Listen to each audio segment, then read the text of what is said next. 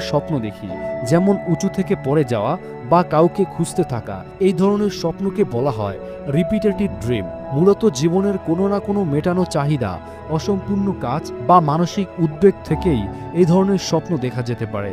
স্বপ্নের রহস্য এখনও পুরোপুরি জানা সম্ভব হয়নি, তবে এটি যে সুন্দর এবং গুরুত্বপূর্ণ প্রক্রিয়া তা আমরা বুঝতে পারি।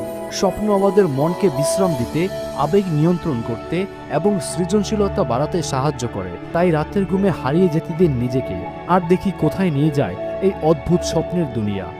ভিডিওটি দেখার সাথে সাথে অবশ্যই জানিয়ে যাবেন আপনি কি স্বপ্ন দেখতে ভালোবাসেন। আপনার দেখা সবচেয়ে অদ্ভুত স্বপ্নটি কী ছিল কমেন্ট করে জানাতে ভুলবেন না। আর যদি ভিডিওটি ভালো লেগে থাকে তাহলে লাইক, শেয়ার এবং সাবস্ক্রাইব করতে ভুলবেন না পরবর্তীতে এইরকমই ইনফরমেশনাল ভিডিও দেখার জন্য। ধন্যবাদ সবাইকে। ফিরে আসবো আরও একটি নতুন ইনফরমেশনাল ভিডিও নিয়ে।